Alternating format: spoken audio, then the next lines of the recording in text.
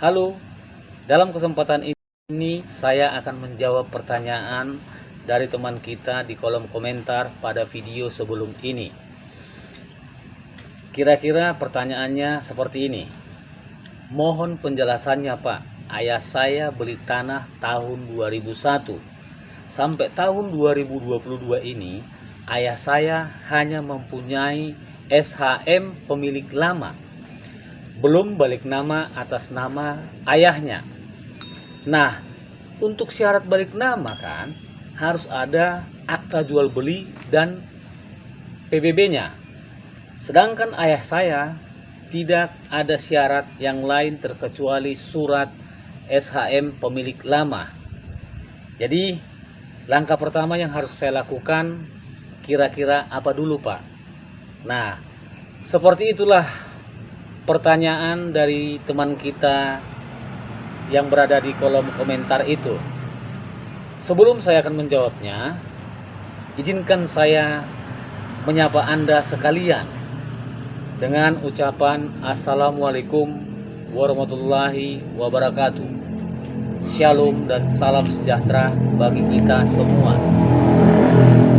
Dalam channel ini, setiap teman-teman yang bertanya di kolom komentar pastilah akan saya jawab. Sepanjang Tuhan yang Maha Kuasa memberikan napas kehidupan dan pengetahuan darinya. Baiklah, bagi Anda yang baru berkunjung di channel ini, sudilah kiranya meringankan jarinya untuk mengklik like dan subscribe-nya.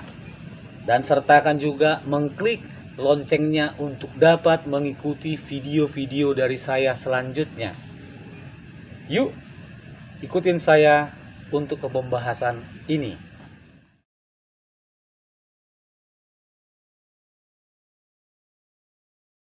Dalam kehidupan sehari-hari, baik di masyarakat kota ataupun di masyarakat pedesaan, banyak yang terbelenggu dengan permasalahan surat tanah yang seharusnya dapat dibuktikan sebagai pembuktian miliknya.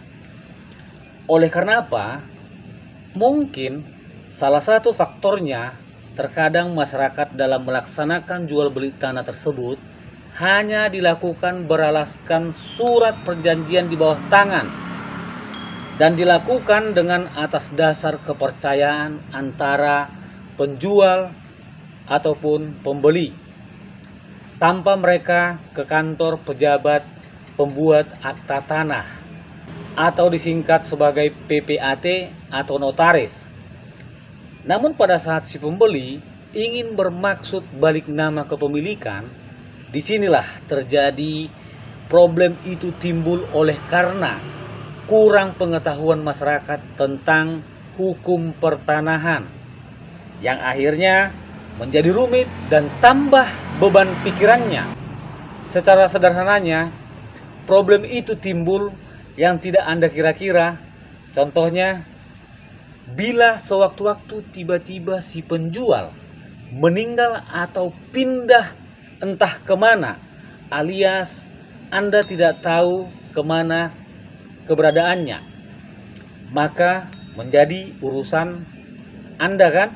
Nah, oleh karena melihat kasus-kasus tersebut tidak terulang kembali dengan hal yang sama, di kesempatan ini saya terlebih dahulu menjelaskan secara singkat tentang siapa itu PPAT atau pejabat pembuat akta tanah dan apa tugasnya. Sobat, menurut pasal 1 angka 24 Peraturan Pemerintah Nomor 24 Tahun 1997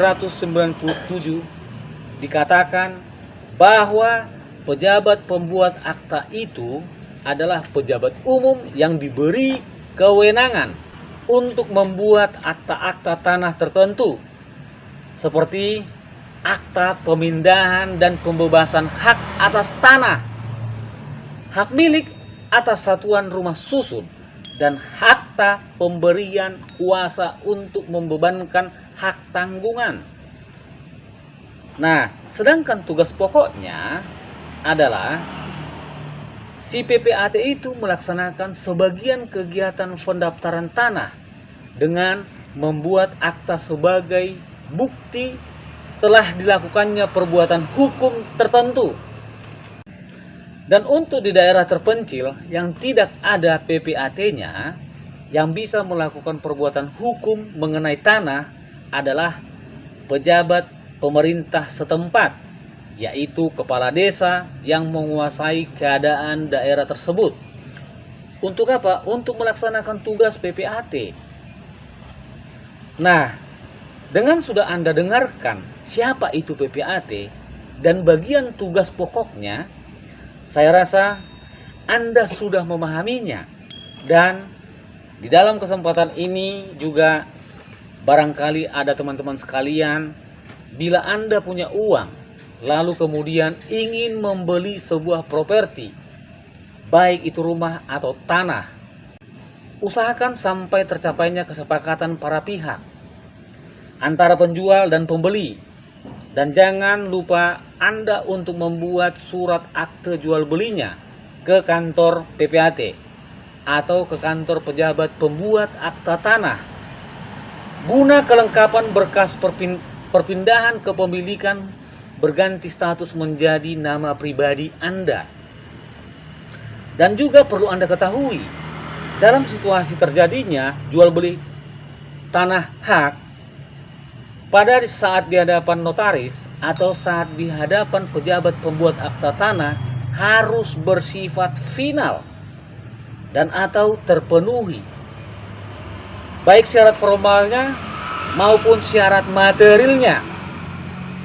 Syarat formalnya seperti ini: harus memenuhi persyaratan kelengkapan surat-surat seperti sertifikat dan lainnya yang menjadi bukti hak atas tanah.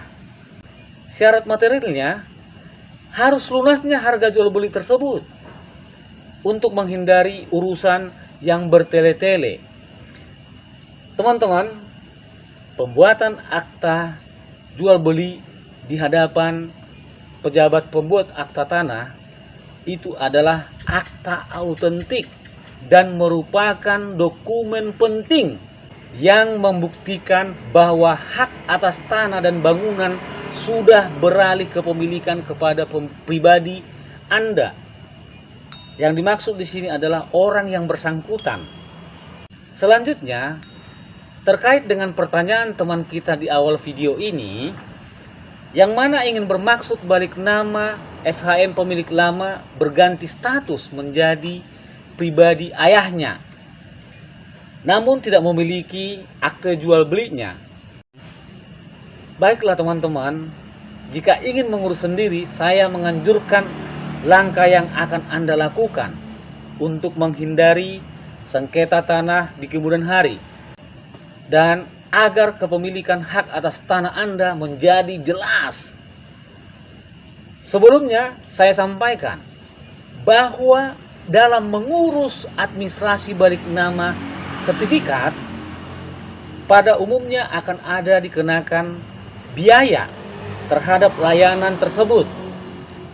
Terkait beberapa besar biayanya, silakan Anda berkunjung ke kantor PPAT atau ke kantor Badan Pertanahan Negara atau nasional. Baiklah, langkah yang Anda lakukan adalah yang pertama, Anda harus mengetahui posisi dan luas tanahnya. Yang kedua, Anda harus mengetahui status kepemilikan tanahnya. Artinya, sebelum melakukan balik nama sertifikat, ada baiknya Anda terlebih dahulu mengecek status dan dasar hukum tanah dan atau bangunan yang Anda beli. Apakah itu hasil dari hibah atau hasil dari warisan dan ataupun hasil dari barter. Selanjutnya yang ketiga, pembuatan akta jual beli tanah. Dalam hal ini ayah Anda sebagai yang bersangkutan harus ke kantor PPAT untuk memperoleh akta tersebut. Sebagai catatan buat Anda, untuk mengurus akte jual beli di kantor PPAT, sebelum kepengurusan ke kantor Badan Pertanahan Nasional, pembeli dan penjual harus melengkapi syarat-syaratnya. Terkait syarat-syaratnya dapat Anda lihat nanti setelah menonton sampai video ini. Itu berada pada laman deskripsi video ini. Yang keempat, setelah mendapatkan akta jual beli tanah, Anda juga harus mempersiapkan dokumen persyaratan untuk pengajuan saat balik nama sertifikat ke kantor pertanahan. Itu berada di loket pelayanan pada pengajuan balik nama. Setelah itu, dokumen yang Anda persiapkan akan diperiksa. Dan yang terakhir sobatku, siapkan uang Anda dan lakukan pembayaran balik nama pada loket pembayaran di kantor pertanahan. Yang selanjutnya, sertifikat Anda akan diproses sampai akhirnya pihak BPN akan mencoret nama pemegang hak lama lalu mengubahnya dengan pemegang hak yang baru, baik di buku tanah maupun di dalam sertifikat tanah. Sebagai akhir kata dari pembahasan ini, bahwa pengalihan tanah menurut hukum yang berlaku hanya dapat dilakukan dengan akte jual beli atau AJB yang dibuat oleh pejabat pembuat akte tanah atau disingkat PPAT. Semoga bermanfaat buat teman-teman yang baru berkunjung. Klik like dan subscribe-nya. Salam, mari sepakat kedepankan hukum. Terima kasih.